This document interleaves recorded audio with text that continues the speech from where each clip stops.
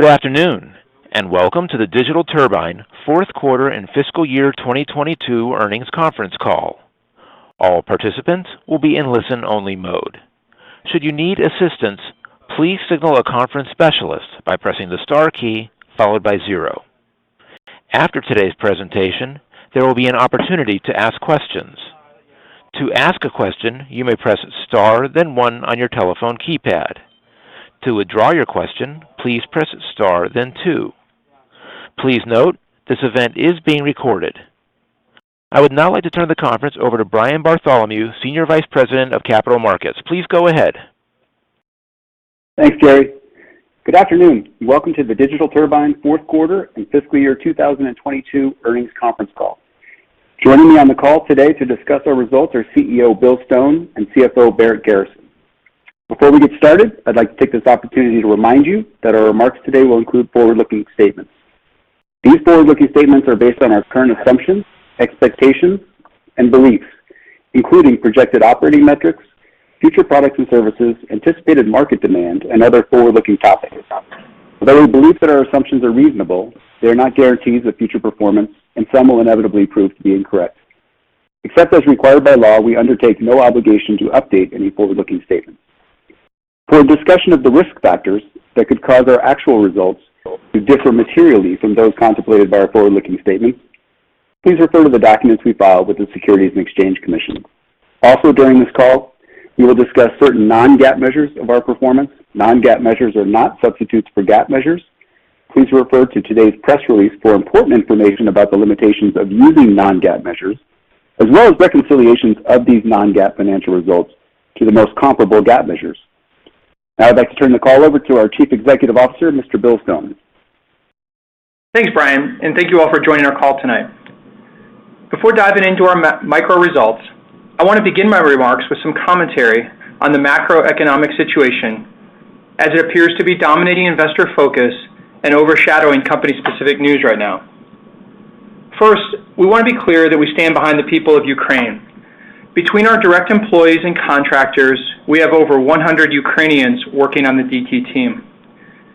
And while the macro situation in Ukraine is horrific and sad, the acts of kindness, sacrifice, and generosity I've been able to witness by our broader DT community towards helping the Ukrainian people impacted has been an amazing tribute to the human spirit. Our team will continue to try to do its small part to help and hope that the situation can find a peaceful outcome for Ukrainian sovereignty. And in addition to Ukraine, the past few months since our last earnings call have seen more macro change and uncertainty than at any point during my time at Digital Turbine. Inflation, interest rates, geopolitics, supply chains, other companies opining on the future of the digital ad market, and timing of the next recession have dominated investor focus over fundamentals and operating performance. 100% of companies in our space are impacted by these events, including us. However, I continue to believe the impact to us is much less than others for a few reasons, including, first, our company's been profitable for 4 years and growing at a compound annual growth rate of over 180%, including nearly 160% EBITDA growth this past fiscal year. Our platform's designed for showcasing return on ad spend, which is critical in times like these for marketers. Our market sector of mobile media is vibrant and still growing. The operating leverage of our mobile cloud software business is relatively immune from input costs and inflationary pressures as showcased by our revenue growth. And finally, all of this momentum is occurring with no incremental cash operating expenses required. However, we are not 100% immune, and unlike many others who have been private and recently gone public, our history has demanded disciplined cost management to navigate uncertain waters, which we believe will be a strategic advantage for us over the long term, assuming these macro conditions persist or potentially get worse. Turning to our company results, highlights, and forward outlook. As a reminder, we are now organized around 2 divisions. Our on-device solutions business, which includes our legacy app media business, our content media business, and our SingleTap business. And secondly, our app growth business, which includes our Ad Colony, Fiber, and Appreciate businesses. My comments will be focused on how we are now organized as these new businesses versus the legacy businesses. We've also changed some of our revenue reporting in our App Growth Platform business from gross revenue to net reporting. Barrett will provide more details on the specifics and rationale, but from my perspective, this helps simplify our operational approach and also provide investors a better apples-to-apples measure with our peers on gross margins, EBITDA margins, cost structure, and profitability metrics. Now, as we close out our fiscal year and stepping back from the macro situation, I think it's important to highlight 1 year ago, we reported our annual results for fiscal 21 that included revenues of $314 million, $75 million of EBITDA, and 74 cents of non-GAAP earnings per share. Tonight, we are reporting our annual fiscal 22 results of $748 million of revenue, $195 million of EBITDA, and $1.66 of non-GAAP earnings per share. That's an as-reported growth of 138% for revenues, 158% for EBITDA, and 124% for non-GAAP earnings per share. In addition, since we closed our AdColony and Fiber transactions 3 quarters ago, we have delivered over $100 million of free cash flow in those 3 quarters since we've been reporting as one company. So before we dive into the specifics, I want to highlight and remind investors just how much our company has achieved in such a short amount of time, and in particular in our ability to showcase the operating leverage of the model of not just being profitable, but growing profit faster than top line. And for the March quarter specifically, we made a conscious effort to focus on gross margins, which improved sequentially from 46% to 49% and compares to 41% in the March quarter last year. For our on-device business, the drivers of those results were driven by more devices, more products, and more media relationships. In particular, we added over 266 million devices in the fiscal year, which compares to 222 million devices in the prior fiscal year. This growth was predominantly international, as U.S. device sales were marginally up year over year. We also diversified our product portfolio. In fiscal 21, 50% of our on-device revenues came from dynamic installs. And while dynamic installs grew in fiscal 22, but as a percentage of our total revenues, it is now 44%, as products such as single taps, folders, and so on have grown much faster. And finally, our media relationships expanded as we announced many new partners such as TikTok and AccuWeather. These expanded product and media relationships drove improved revenue per device, or RPD, which is a key health metric of our business. In the United States, our revenue per device was $2.10 in fiscal 20, $3.30 in fiscal 21, and $4.70 for fiscal 22. Internationally, we're still not where we aspire to be, but we have doubled our RPDs from 10 cents in fiscal 20 to 20 cents in fiscal 21 to over 40 cents in fiscal 22. On the App Growth Platform business, our year-over-year growth of more than 30% on revenues was driven by stronger rates and more volumes. In particular, we saw strong double-digit growth rates in eCPMs and a more than 40% increase in impressions served. More penetration of video advertising with higher rates and more price inelasticity and expanding app publisher relationships internationally were the key drivers of that volume and rate. In particular, I was really happy to see the strong growth in both video globally and APAC as a region for all ad formats. APAC had strong annual growth in excess of 75%. And as an example of the global video growth, in the fourth quarter of 2020, Fiber did $1.3 million of gross video revenue. In the fourth quarter of 2021, it was approximately $15 million. And in the fourth quarter of 2022, it was $28 million. We can tell a similar growth story for AdColony's video efforts on its private brand marketplace deals as well. The point is that the strategic investments that both Fiber and AdColony made prior to the acquisitions operating in global marketplaces are what is bearing fruit today.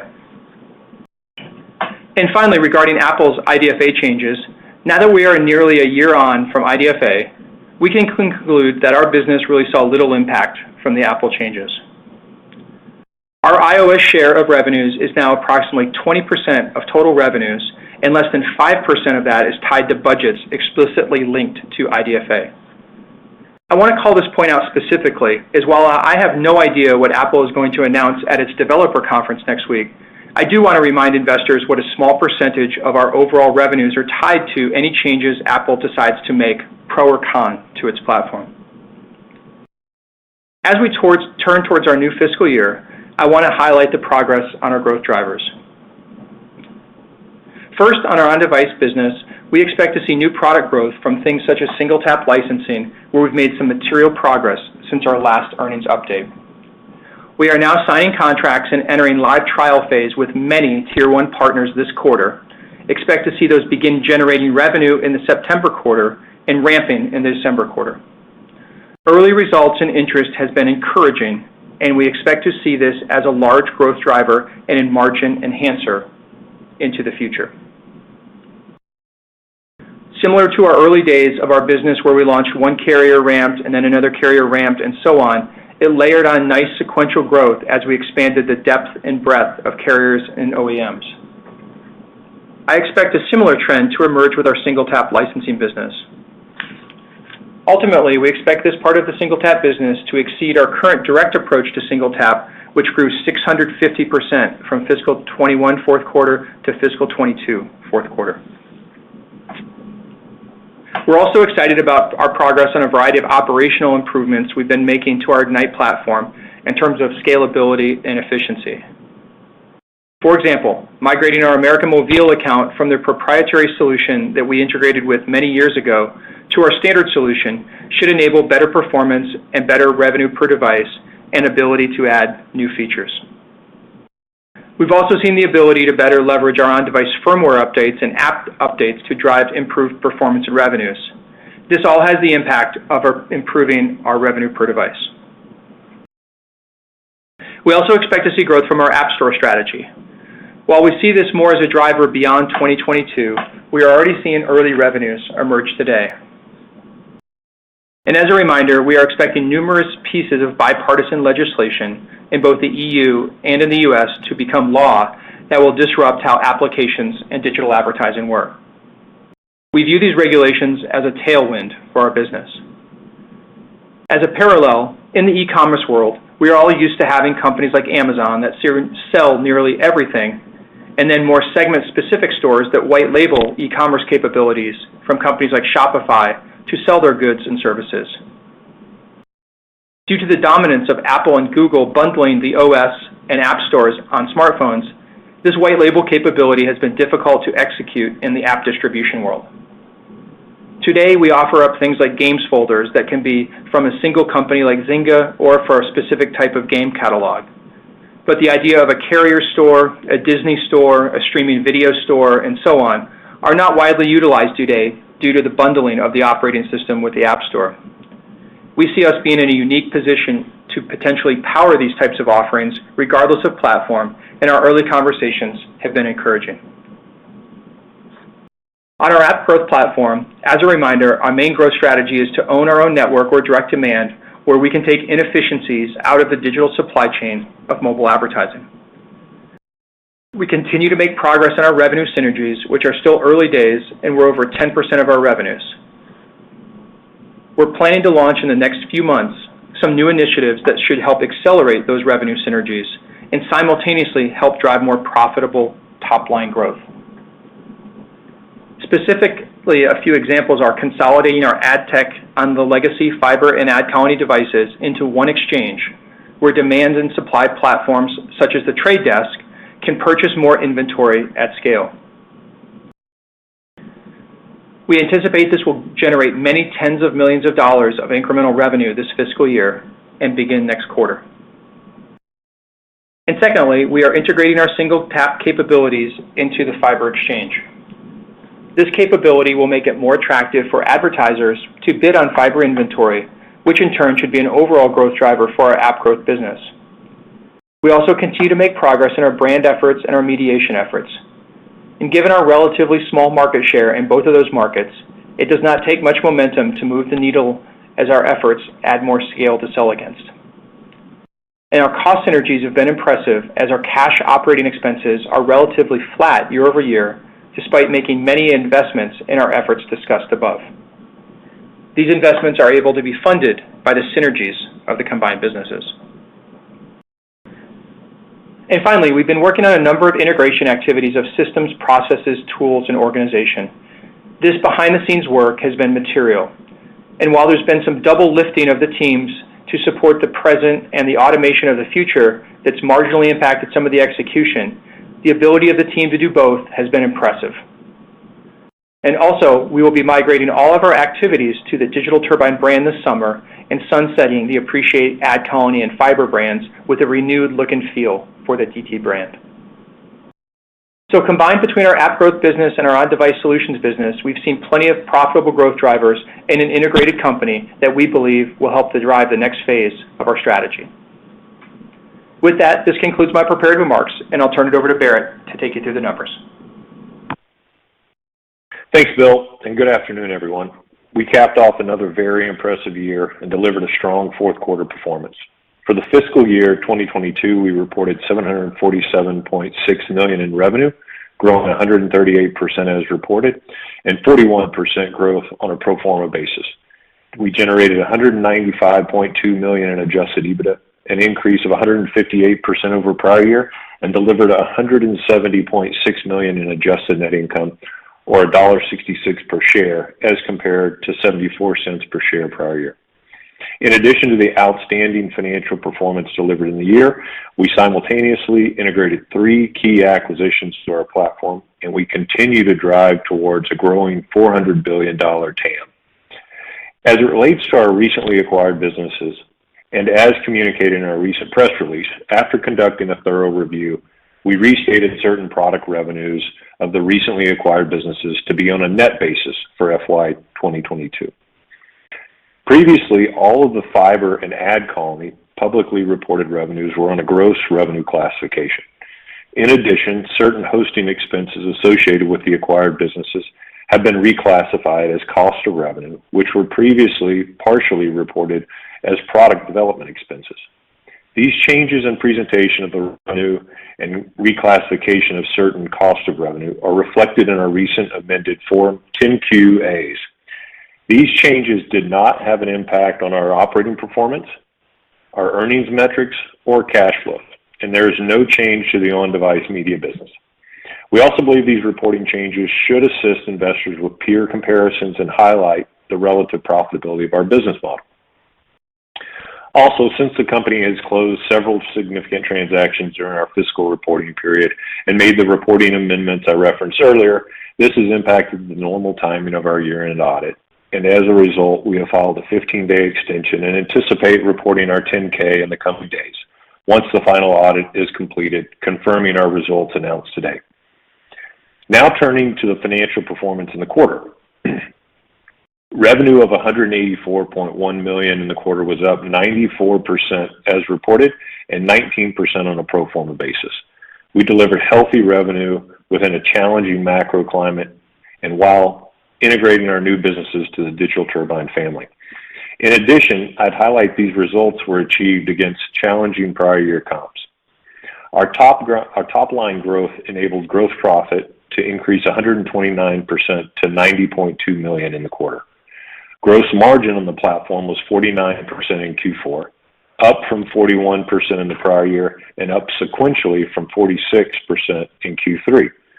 While focus on margins enabled expansion across our business lines, our on-device business was an important driver in the sequential increase driven by the mix towards our higher margin products, and Q4 represents an expected normalized level. We experienced continued impressive expense scale on the platform, as cash expenses were $39.8 million in Q4, flat year over year on a pro forma basis, while revenues were up over 19% in the period. Total operating expenses were $62 million, including $13.5 million in amortization of intangibles and $2.6 million in transaction-related costs, and compared to a total as-reported operating expenses of $23.1 million in the prior year. While we've experienced lower than expected operating expenses, partly driven by the virtual work environment, we do anticipate these return-to-work expenses to increase to near pandemic levels over the near term. Integration of the acquisitions continue to be a focus, and we expect to make continued investments to migrate certain systems to a unified platform.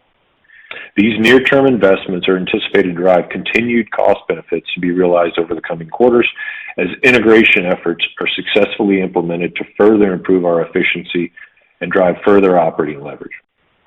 Adjusted EBITDA of $50.4 million in the quarter was up 124% over prior year.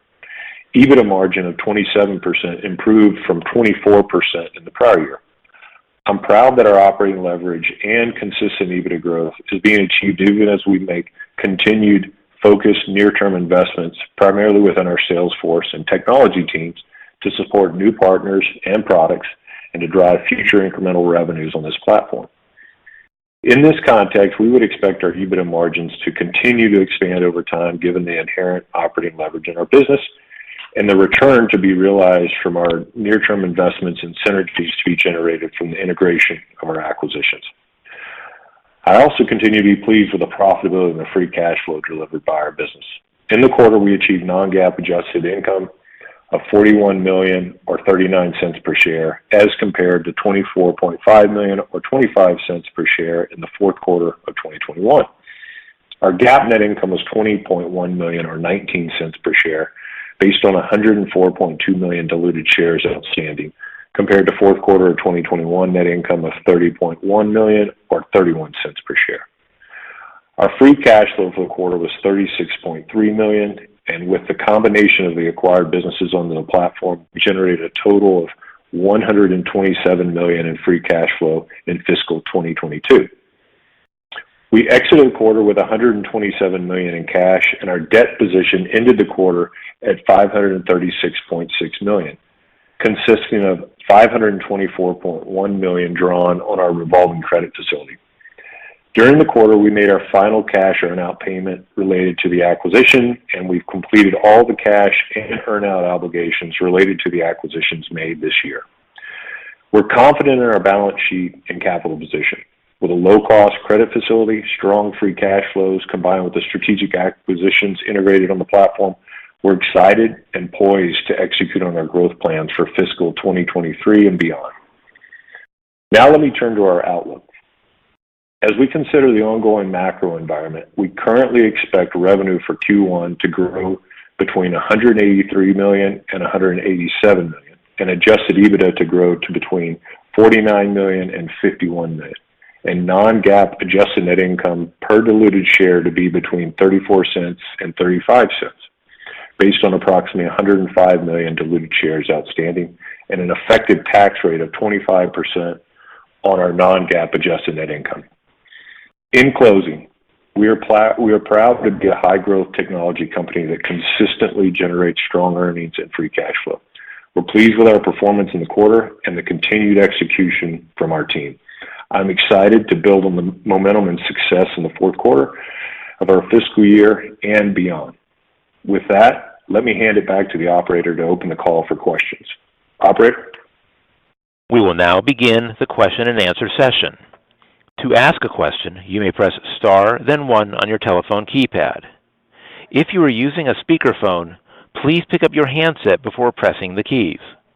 To withdraw your question, please press star, then two. At this time, we will pause momentarily to assemble our roster. Our first question comes from Darren Aftahi with Roth Capital Partners. Please go ahead. Hi, guys. Thanks for taking my questions. A couple, if I may. First, Bill, you mentioned the licensing opportunity with SingleTap. I think if I heard you right, you said you had some deals signed and some that are getting close and kind of ramp in revenue. So I guess first question around there, if you kind of just contextualize the traction you've made there and kind of what kind of dominoes we might see in the environment we're in. Thanks.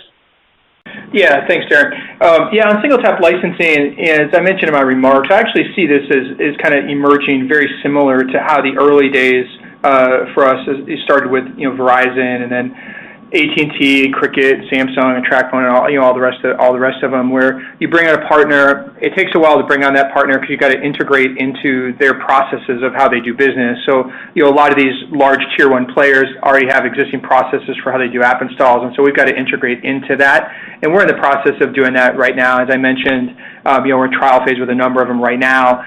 Expect to start generating some revenue for it next quarter, and then ramping it from there on out. And as we add those new partners, I think those will be nice sequential growth drivers as we continue to add each one of them. I think as we're just seeing in the macro world right now, people are trying to figure out how to improve their performance for their businesses. How do they improve conversion rates from the advertising dollars that they're spending? And obviously SingleTap accomplishes that. So there's a tremendous amount of interest right now in SingleTap licensing. We're excited about it. I think the key for us is just having to work with these larger companies to integrate our technology into their existing processes, which requires a little bit of work by them on their side. And so just getting that kind of time and materials work through is what we're taking to the ground floor right now. But we're extremely bullish, and the feedback so far has been very positive. Thank you. And then if we squeeze in one more, could you talk about kind of the expansion of the Samsung relationship? Kind of how many new SKUs you're going to be on, and then just what the number of devices in the quarter were. Thank you.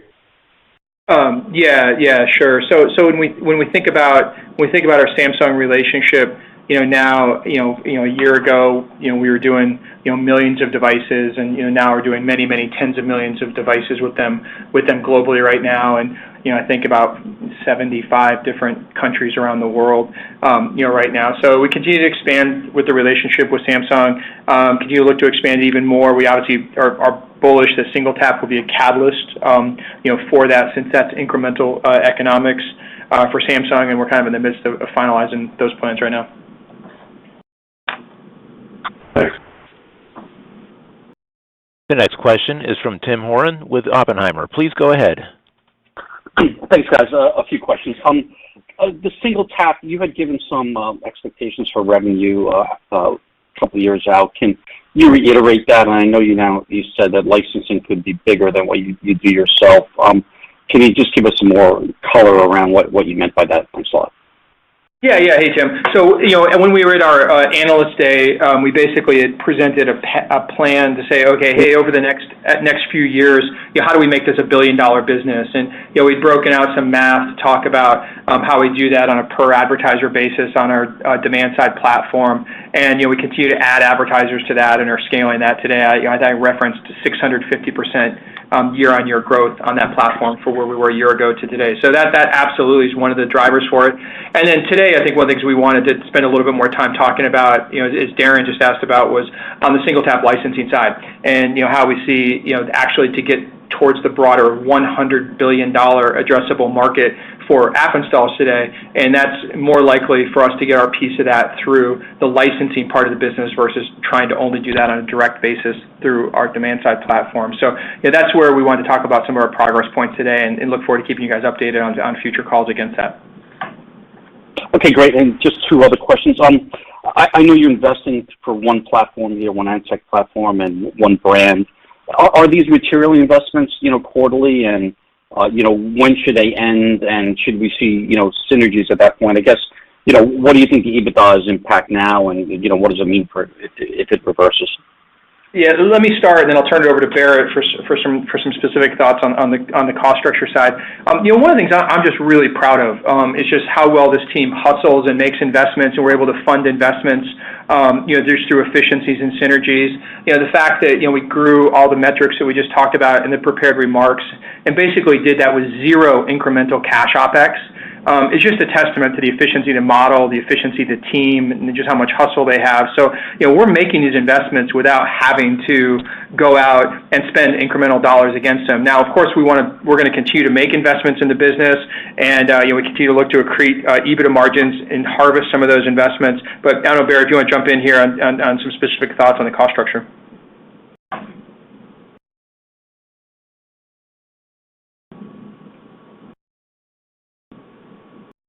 Pardon me, it looks like Barrett's line has disconnected from the call. Okay, well, so let's keep going, operator. Okay. The next question is from Anthony Stoss with Craig-Hallum. Please go ahead. Hey, Bill. How much was SingleTap in the March quarter? Rev. Yeah, so we're not breaking the revenues out, Anthony, anymore. And the reason for that is, so we're starting to do revenues, for example, on the ad colony business. And so we're just adding it as an adder. So if we do $1 of revenue that was already there, and how much do we get into cost accounting issues in terms of applying capabilities on the revenues that were already there on incremental, we kind of wanted to think about SingleTap as a little bit more, as an enablement capability versus specific revenues. I called out the 650% on the demand side platform, but we're not trying to break it out as a specific business just because there's so many elements now of how SingleTap's being used. Whether it's I talked on the fiber exchange, the ad colony part of the business, the licensing business, and the demand side platform business. It can get confusing in terms of how you want to allocate the dollars appropriately. In the past, you've talked about two different ways of getting paid, kind of an ongoing revenue share, also a one-time fee per subscriber. Have you honed in any further, or how do you expect to get paid from these first, several partners? Yeah, I think the first one you're going to see us get paid is really is a licensing fee for each transaction that we generate, and then some kickers based upon enhanced performance. Got it. And then you called out weakness. Is it more on the fiber side than the ad colony side, or any geopolitical side? I'd love to hear your thoughts, just where you're seeing the weakness. I think for our business right now, I think that we're seeing some ad spend softness, as many others have talked about, in Europe. I think I kind of equate this time a little bit to when IDFA came out a year ago. And what happened was when you introduce all this new change into the system, a lot of times budgets, people were spending $100, and then they say, okay, we're going to spend $80 just to kind of see what happens. And then once they see where the dust settles, and they go back to start spending $100 again. And I think what we're seeing right now, with specifically in our Europe and Russia part of the world, is that kind of behavior is happening right now. I think we're starting to see some early days, here in the U.S. In terms of people trying to be a little bit more cautious in overall. But I think one of the good things for us is because everything that we do has to generate a return on ad spend. So we tend to get those dollars in those budgets because we can correlate that dollar directly back to what an advertiser spent with us. And so, that's really important, much more important than a 30-second spot during the Warriors-Celtics game, later this week, where you don't necessarily know what the return on that ad spend is going to be. The fact that we can correlate that back, I think, insulates us a little bit more than others. Got it. Thanks, Bill. Best of luck. This concludes our question and answer session. I would like to turn the conference back over to Bill Stone for any closing remarks. Yeah, thanks everyone for joining the call today. We look forward to reporting on our progress against all the points that we made on today's call, and we'll talk to you again on our fiscal 22 fourth quarter call in a few months. Thanks, and have a great night. The conference is now concluded. Thank you for attending today's presentation. You may now disconnect.